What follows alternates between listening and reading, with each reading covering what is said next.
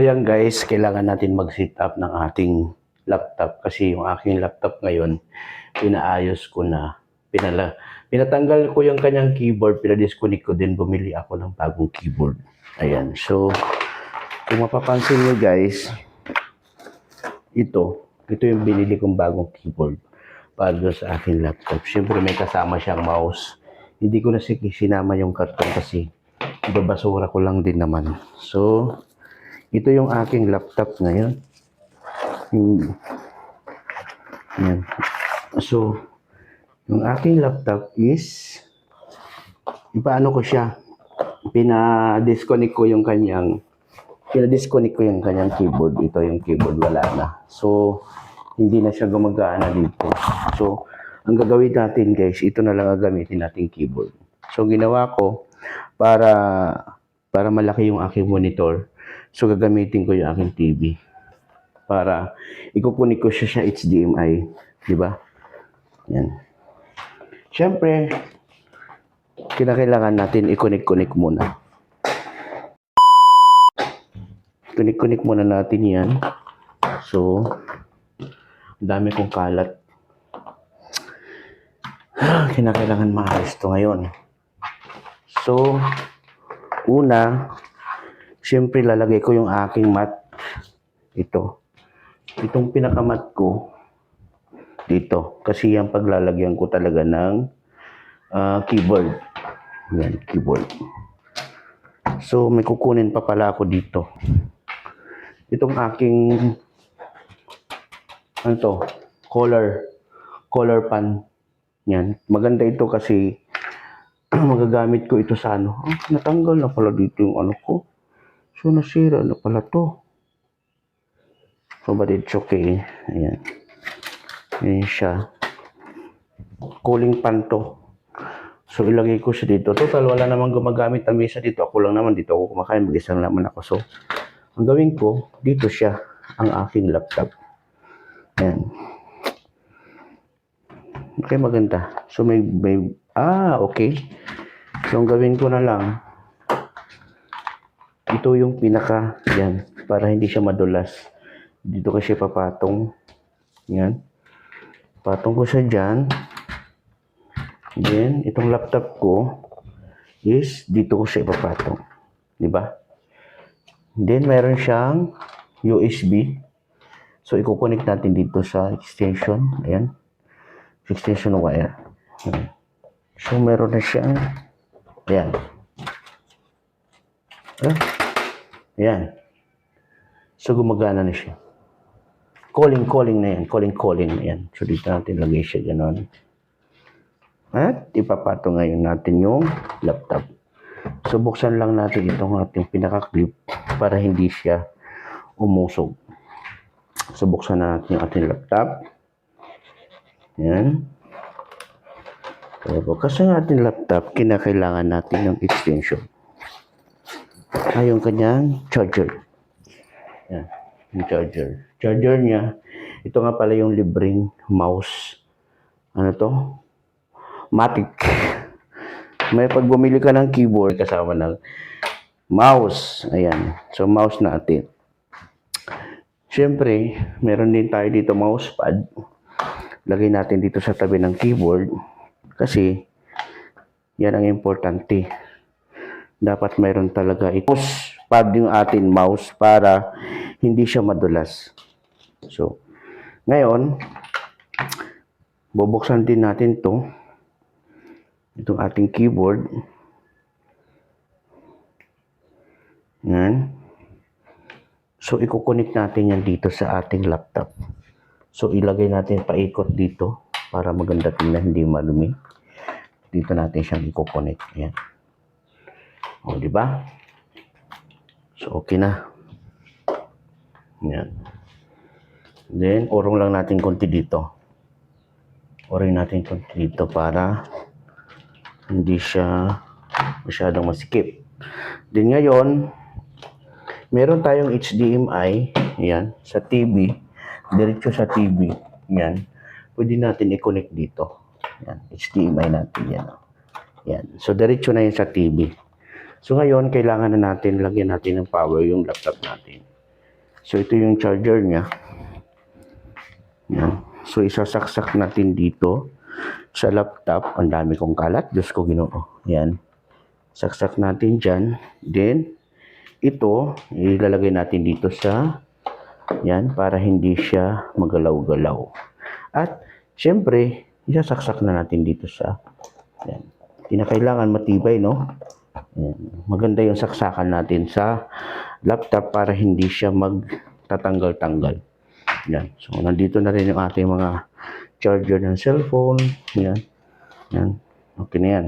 So, sipart muna natin dyan. Unahin natin yung ating laptop.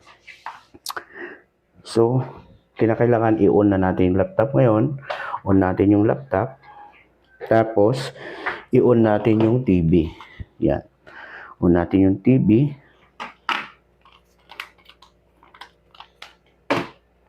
Yan. Pag naon na yung TV, naon na rin to. So, urong pa natin yung konti. Para maganda yung ating kalagayan, no? So, ano siya eh. So, tanggalin natin yung lock para ipatong lang natin siya dyan. Kasi ang laptop, hindi na natin gagalaw-galawin yan, no? Steady na siya dyan. Ang ating keyboard, dito na rin to. Ganon. Then, yung ating mouse.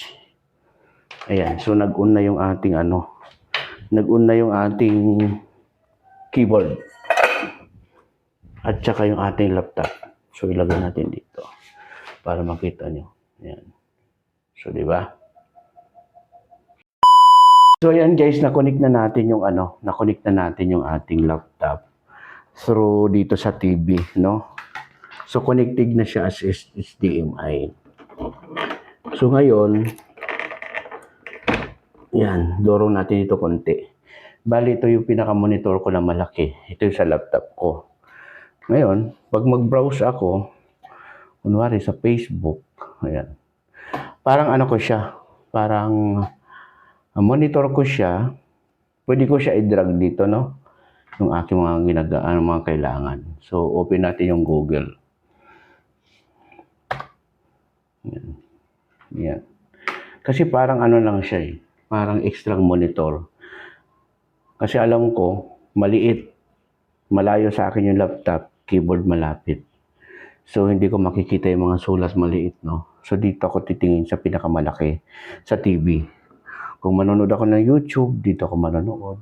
Or magbabrowse ako ng Facebook, dito sa aking TV. So, yan. So, ang nangyari, pumunta ka doon sa shop, dinala ko yung aking laptop. Pinadisconnect ko yung keyboard ng aking laptop. Kasi itong aking keyboard is na siya. Nag-ghost na siya, nagkasarili siya na siyang pindot. So, ang ginawa ko, pinadisconnect ko siya, then bumili ako ng keyboard. Ayan, itong keyboard na to, may libre na siyang mouse. Ayan. So, ang gamit ko lang dito is, syempre, TV ko, then HDMI ko, then yung aking cooler fan, nasa ilalim ng aking laptop, then itong mousepad. Ayan. So, yan lang yung aking pinagagamit dito. Ang aking nabili is yung aking keyboard na bago. Keyboard, kasama yung mouse. Yan ang binili ko. Then, nag-charge ako dito sa pagpa-disconnect sa aking keyboard sa aking laptop is 150 pesos.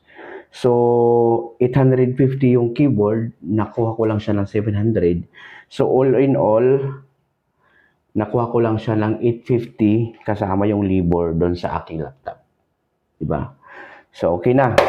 So, ngayon, may monitor na ako dito, TV. So, dito na ako titingin sa monitor ko. If dito, maliit kung hindi ko makita masyado, dito ako tututok sa aking malaking monitor. Yan. Guys, kung meron kayong mga TV dyan, kung meron kayong laptop na sira yung LCD ng laptop ninyo, ang kailangan lang ninyo, HDMI lang, para makonect dito sa TV para magamit nyo yung laptop. Yun. Kung sira na, kung hindi naman sira, gusto lang nyo magkaroon ng malaking monitor, ayan, kailangan lang nyo HDMI. Ang hanapin yung HDMI kung anong port dito sa laptop mo at saka doon sa TV iisa, yun ang bilhin mo. Meron kasi may maliit, may malaki. Yun ang pagkakaiba doon ha. So, i-check ninyo ang bibilhin yung HDMI para hindi kayo magkamali. Okay? Kasi meron ako HDMI dito. Kaso ito pang PC ito. Ito yung doon sa sa PC, ito naman para sa laptop. So, itong nabili ko nung may PC pa ako. Ayan. So, ngayon, HDMI ang gamit ko ngayon kasi meron akong black box. Diyan ko din kinokonek sa black box ko para maging Android TV yung aking TV. Nakakapanood ako ng YouTube, diyan, nakakapag-TikTok, basta, nagiging Android ang TV mo pag mayroon kang black box. So yan guys, yung update ko sa inyo. Yan yung lakad ko ngayong araw na to. Pumunta ako ng shop, pinaayos ko laptop ko, pinadisconnect ko yung aking keyboard, bumili ako ng bagong keyboard, katapos may kasama na siyang mouse. Kasi, pag dinisconnect na to, wala nang gamit ito. So, ito dito ka nagagamit sa iyong bagong keyboard. Pero nagsabi ako nung kay kuya na hanapan niya ako ng keyboard kasi once pag umalis ako, pumunta ako ng abroad, bumalik ako ng Saudi. So, kinakailangan ko talaga may keyboard. Dala-dala ko pa yung keyboard na to. Di ba? Sabi, kung hindi ako makahanap dito ng keyboard, bali doon ko na lang ipapaayos to. Pero, bibili ako ng keyboard doon. Kahit maliit lang para magamit ko. So, napakaganda talaga may laptop. Kasi nga, pwede ka mag-edit, mga video i-edit mo, pwede ka mag-edit ng CapCut dito. Lahat ng mga i-edit mo, mga video, mga long form video, reels, pwede mo i-edit dito. Much more capacity sa RAM or gigabyte or sa hard disk. Ayan, doon mo makikita yung performance kung paano ka mag-edit. Kasi once pag video, ang i-edit mo sa cellphone mo at malaking video, mahabang video na yung mga 10 minutes pataas. So, nahihirapan na mag-edit yung ating cellphone. Pag nag-save tayo, hindi na siya nasi-save kasi nga puno na yung memory natin. Mas better, mas maganda pa rin dito sa ating laptop. Kasi may sizes naman dyan sa pag-edit kung anong size pang reels or pang long form video, pwede isisave mo lang. Then pwede ka na rin mag-upload dito mismo sa computer or laptop diretso sa iyong Facebook. So yan guys, yun lang po ang ating update ngayon sa aking araw na ito. Ayan. Maraming thank you. Maraming salamat sa panonood. At syempre, sana nakakuha kayo ng tips dito kung paano i-connect ang TV mo sa laptop. HDMI lang kailangan natin, no? At syempre, kailangan natin ng internet. Kasi useless ang magiging monitor mo kung wala kang internet. Ayan. Maraming salamat. Thank you for watching. Follow for more. Bye-bye.